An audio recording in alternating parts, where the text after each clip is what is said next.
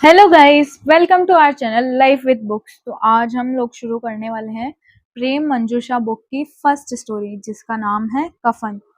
Speed के लिए 1.5x और 2x में ट्राई कीजिएगा। चलो शुरू करते हैं। कफन। झोपड़े के द्वार पर बाप और बेटा दोनों एक बुझे हुए अलाव के सामने चुपचाप बैठे हुए हैं और अंदर बेटे की जवान बीवी बुधिया प्रसव वेदना से पछाड़ खा रही थी। रह रहकर उसके मुंह से ऐसी दिल हिला देने वाली आवाज निकलती थी कि दोनों का कलेजा थाम लेते थे। जाड़ों की रात थी, प्रकृति सन्नाटे में डूबी हुई, सारा गांव अंधकार में लय था। घीसू ने कहा, मालूम होता है बचेगी नहीं। सारा दिन दौड़ते हो गया, जा देख तो आ। माधव चिढ़कर बोला, मरना ही है तो जल्दी मर क्यों नहीं जाती? देखकर क्या करूं? तू बड़ा बेदर्द है बे। साल भर जिसके साथ सुख चैन से रहा, उसी के साथ इतनी बेवफाई। तो मुझसे तो उसका तड़पना और हाथ पांव पटकना नहीं देखा जाता। चमारों का कुनबा था और सारे गांव में बदनाम। घीसू एक दिन काम करता तो 3 दिन आराम करता। माधव इतना कामचोर था कि आधे घंटे काम करता तो घंटे भर चिलम पीता। इसलिए उन्हें कहीं मजदूरी नहीं मिलती थी। घर घर में मुट्ठी भर भी अनाज मौजूद हो तो उनके लिए काम न करने की कसम थी। जब 2-4 फाके हो जाते तो घिसू पेड़ पर चढ़कर लकड़ियां तोड़ लाता और माधव बाजार में बेच आता। और जब तक वह पैसे रहते, दोनों इधर उधर मारे मारे फिरते। जब फाके की नौबत आ जाती तो फिर लकड़ियां तोड़ते या मजदूरी तलाश करते। गांव में काम की कमी न थी। किसानों का गांव था, मेहनती आदमी के लिए 50 काम थे। मगर इन दोनों को लोग उसी वक्त बुलाते जब दो आदमियों से एक का काम पाकर भी संतोष कर लेने के सिवा और कोई चारा न होता। अगर दोनों साधु होते तो उन्हें संतोष और धैर्य के लिए संयम और नियम की बिल्कुल जरूरत न होती। यह तो इनकी प्रकृति थी। विचित्र जीवन था इनका। घर में मिट्टी के 2-4 बर्तनों के सिवा कोई संपत्ति नहीं। फटे चिथड़ों से अपनी नग्नता को ढाके हुए जिए जाते थे, संसार की चिंताओं से मुक्त। कर्ज से लदे हुए, गालियां भी खाते, मार भी खाते, मगर कोई भी गम नहीं। दीन इतने कि वसूली की बिल्कुल आशा न रहने पर भी लोग इन्हें कुछ न कुछ कर्ज दे देते थे। मटर आलू की फसल में दूसरों के खेतों से मटर या आलू उखाड़ लाते और भून भान कर खा लेते, या 10-5 ऊख उखाड़ लाते और रात को चूसते। घीसू ने इसे आकाश वृत्ति से 60 साल की उम्र काट दी। और माधव भी सपूत बेटे की तरह बाप ही के पद चिन्हों पर चल रहा था, बल्कि उसका नाम और भी उजागर कर रहा था। इस वक्त भी दोनों अलाव के सामने बैठकर आलू भून रहे थे, जो कि किसी के खेत से खोद लाए थे। गीसू की स्त्री का तो बहुत दिन हुए देहांत हो गया था। माधव का ब्याह पिछले साल हुआ था।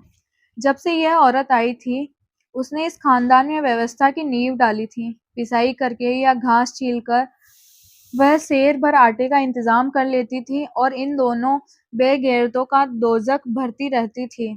जब से वह आई, यह दोनों और भी आलसी और आराम तलब आराम तलब हो गए थे, बल्कि कुछ अकड़ने भी लगे थे। कोई कार्य करने को बुलाता तो निर्व्याज भाव से दुगनी मजदूरी मांगते हैं। वही औरत आज प्रसव वेदना से मर रही थी और ये दोनों शायद इसी इंतजार में थे कि वह मर जाए तो आराम से सोए। घीसू ने आलू निकालकर छीलते हुए कहा, जाकर देख तो क्या दशा है उसकी। चुड़ैल का फिसाद होगा और तो क्या। यहाँ तो ओझा भी 1 रुपए मांगता है। माधव को भय था कि वह कोठरी में गया तो घीसू आलूओं का बड़ा भाग साफ कर देगा। बोला, मुझे वहां जाते डर लगता है। डर किस बात का है? मैं तो यहाँ हूँ ही। तो तुम ही जाकर देखो न। मेरी औरत जब मरी थी तो मैं 3 दिन तक उसके पास से हिला तक नहीं, और फिर मुझसे लजाएगी कि नहीं। जिसका कभी मुंह नहीं देखा, आज उसका उगड़ा हुआ बदन कैसे देखूं। उसने तन की उसे तन की सूध भी तो न होगी। मुझे देख लेगी तो खुलकर हाथ पांव भी न पटक सकेगी। मैं सोचता हूँ, कोई बाल बच्चा हो गया तो क्या होगा। सौंठ, गुड़, तेल कुछ भी तो नहीं है घर में। सब कुछ आ जाएगा, भगवान दे तो। जो लोग अभी एक पैसा नहीं दे रहे हैं, वे ही कल बुलाकर रुपए देंगे। मेरे 9 लड़के हुए, घर में कुछ न था, मगर भगवान ने किसी न किसी तरह बेड़ा पार ही लगाया।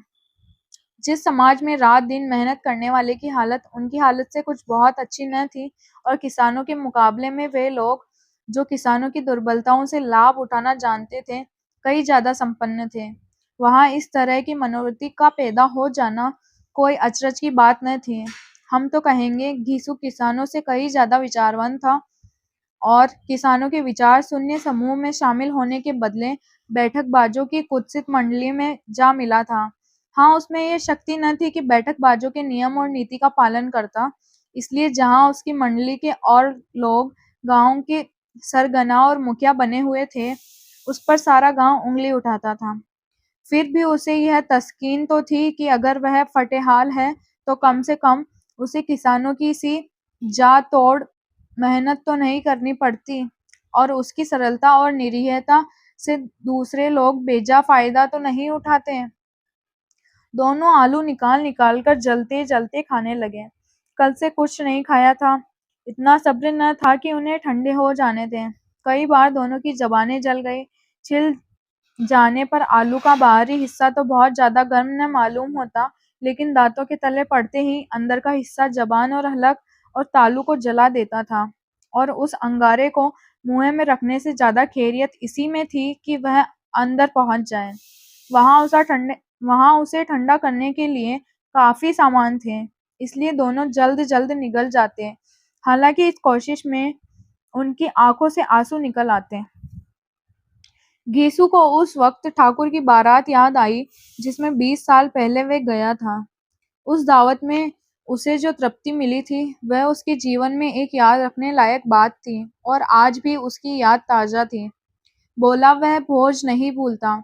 तब से फिर उस तरह का खाना और भरपेट नहीं मिला। लड़की वाले ने सबको भरपेट पूड़ियाँ खिलाई थी, सबको।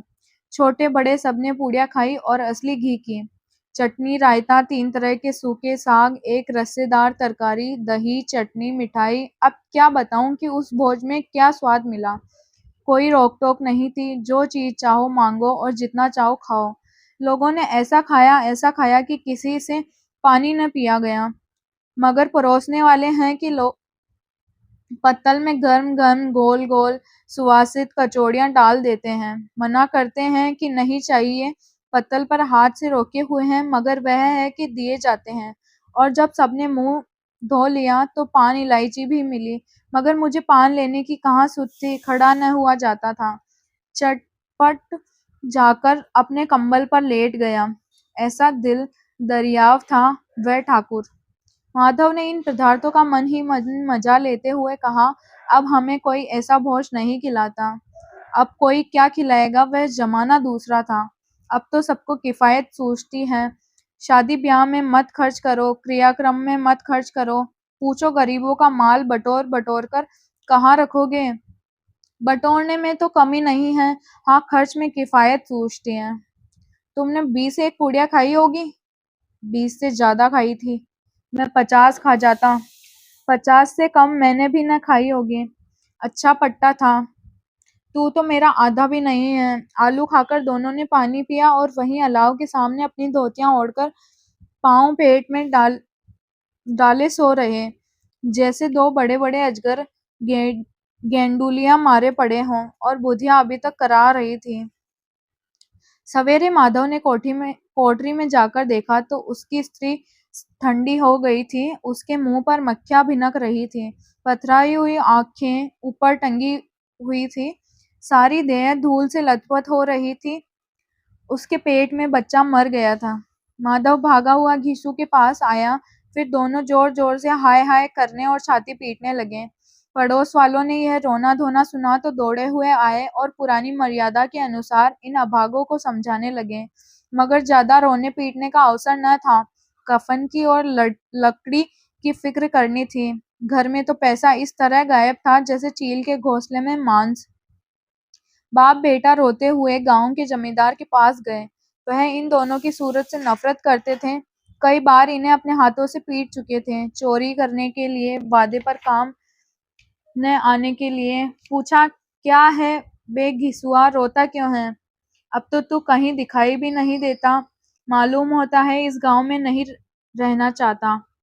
घिसू ने जमीन पर सिर रखकर आंखों में आंसू भरे हुए कहा, सरकार, बड़ी विपत्ति में हूँ। माधव की घरवाली रात को गुजर गई। रात भर तड़पती रही सरकार। हम दोनों उसके सिरहाने बैठे रहे। दवा दारू जो कुछ हो सका सब कुछ किया, मुदा वह हमें दगा दे गई। अब कोई एक रोटी देने वाला भी न रहा। मालिक, तबाह हो गए, घर उजड़ गया। आपका गुलाम हूँ, अब आपके सिवा कौन उसकी मिट्टी पार लगाएगा? हमारे हाथ में तो जो कुछ था वह सब तो दवा दारू में उठ गया। सरकार ही की दया होगी तो उसकी मिट्टी उठेगी। आपके सिवा किसके द्वार पर जाऊं? जमींदार साहब दयालु थे, मगर घिसू पर दया करना काले कंबल पर रंग चढ़ाना था। जी में तो आया, कह दे चल दूर हो यहाँ से, यूं तो बुलाने से भी नहीं आता। आज जब गरज पड़ी तो आकर खुशामद कर रहा है। हरामखोर कहीं का, बदमाश। लेकिन यह क्रोध या दंड का अवसर न था। जी में कुटते हुए 2 रुपए निकालकर फेंक दिए, मगर सांत्वना का एक शब्द भी मुंह से न निकला। उसकी तरफ ताका तक नहीं, जैसे सिर का बोझ उतारा हो। जब जमींदार साहब ने 2 रुपए दिए तो गांव के बनिए महाजनों को इनकार करने का साहस कैसे होता? घीसू जमींदार के नाम का ढिंढोरा भी पीटना जानता था। किसी ने 2 आने दिए, किसी ने 4 आने। 1 घंटे में घीसू के पास 5 रुपए की अच्छी रकम जमा हो गई। कहीं से नाज मिल गया, कहीं से लकड़ी, और दोपहर को घीसू और माधव बाजार से कफन लाने चले। इधर लोग बांस वांस काटने लगे। गांव की नर्म दिल स्त्रियां आ आकर लाश को देखती थी और उसकी बेबसी पर 2 बूंद आंसू गिराकर चली जाती थीं। बाजार में पहुंचकर घीसू बोला, लकड़ी तो उसे जलाने भर को मिल गई है, क्यों माधव? माधव बोला, हाँ लकड़ी तो बहुत है, अब कफन चाहिए। तो चलो कोई हल्का सा कफन ले लें। हाँ और क्या, लाश उठते उठते रात हो जाएगी, रात को कफन कौन देखता है? कैसा बुरा रिवाज है कि जिसे जीते जी तन ढकने को चिथड़ा भी न मिले, उसे मरने पर नया कफन चाहिए। कफन लाश के साथ जल ही तो जाता है, और क्या रखा रहता है। यही 5 रुपए पहले मिलते तो कुछ दवा दारू कर लेते। दोनों एक दूसरे के मन की बात ताड़ रहे थे। बाजार में इधर उधर घूमते रहे। कभी इस बजाज की दुकान पर गए, कभी उस दुकान पर। तरह तरह के कपड़े, रेशमी और सूती देखे, मगर कुछ जचा नहीं। यहाँ तक कि शाम हो गई। तब दोनों ने जाने किस देवी प्रेरणा से एक मधुशाला के सामने आ पहुंचे और जैसे किसी पूर्व निश्चित व्यवस्था से अंदर चले गए। वहां जरा देर तक दोनों असमंजस में खड़े रहे। फिर घीसू ने गद्दी के सामने जाकर कहा, साहू जी, एक बोतल हमें भी देना। इसके बाद एक कुछ चिकोना आया, तली हुई मछलियां आई और दोनों बरामदे में बैठकर शांतिपूर्वक पीने लगे। कई कुज्जियां ताबड़तोड़ पीने के बाद दोनों सरूर में आ गए। घीसू बोला, कफन लगाने से क्या मिलता, आखिर जल ही तो जाता, कुछ बहू के साथ तो न जाता। माधव आसमान की तरफ देखकर बोला, मानो देवताओं को अपनी निष्पापता का साक्षी बना रहा हो। दुनिया का दस्तूर है, नहीं तो लोग बाभने को हजारों रुपए क्यों दे देते हैं। कौन देखता है परलोक में मिलता है या नहीं। बड़े आदमियों के पास धन है, फूकें। हमारे पास फूकने को क्या है? लेकिन लोगों को जवाब क्या दोगे? लोग पूछेंगे नहीं कफन कहाँ है? घीसू हंसा, अबे कह देंगे कि रुपए कमर से खिसक गए, बहुत ढूंढा मिले नहीं। लोगों को विश्वास तो न आएगा, लेकिन फिर वही रुपए देंगे। माधव भी हंसा, इन अनपेक्षित सौभाग्य पर। बोला, बड़ी अच्छी थी बेचारी, मरी भी तो खूब खिला पिलाकर।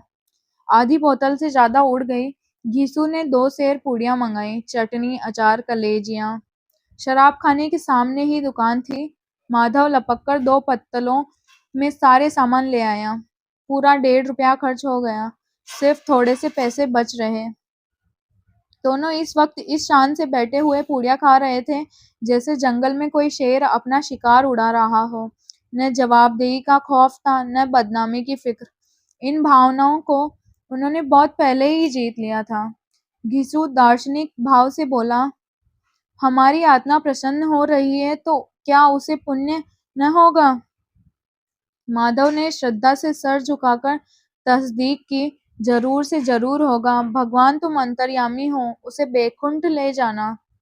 हम दोनों हृदय से उसे आशीर्वाद दे रहे हैं। आज जो भोजन मिला वह कभी उम्र भर में न मिला था। एक क्षण के बाद माधव के मन में एक शंका जागी। बोला, क्यों दादा, हम लोग भी तो एक न एक दिन वहीं जाएंगे ही। घीसू ने इस भोले भाले सवाल का कुछ उत्तर न दिया। वह परलोक की बातें सोचकर इस आनंद में बाधा न डालना चाहता था। जो वहां हम लोगों से पूछे कि तुमने हमें कफन क्यों नहीं दिया तो क्या कहोगे? कहेंगे तुम्हारा सर। पूछेगी तो जरूर। तू कैसे जानता है कि उसे कफन न मिलेगा? तू मुझे ऐसा गधा समझता है? 60 साल क्या दुनिया में घास खोदता रहा हूँ, उसको कफन मिलेगा और इससे बहुत अच्छा मिलेगा। माधव को विश्वास न आया। बोला, कौन देगा? रुपए तो तुमने चट कर दिए। वह तो मुझसे पूछेगी। उसकी मांग में तो सिंदूर मैंने डाला था। घीसू गर्म होकर बोला, मैं कहता हूँ उसे कफन मिलेगा, तुम मानता क्यों नहीं? कौन देगा बताते क्यों नहीं? वही लोग देंगे जिन्होंने कि अब की दिया। हाँ, अब की रुपए हमारे हाथ न आएंगे। ज्यों-ज्यों अंधेरा बढ़ता था और सितारों की चमक तेज होती थी, मधुशाला की रौनक भी बढ़ती जाती थी। कोई गाता था, कोई डेंग मारता था, कोई अपने संगी के गले लिपट जाता था, कोई अपने दोस्त के मुंह में कुल्हड़ लगा देता था। वहां के वातावरण में सुरूर था, हवा में नशा। कितने तो यहाँ आकर एक चुल्लू में मस्त हो जाते थे। शराब से ज्यादा यहाँ की हवा उन पर नशा करती थी।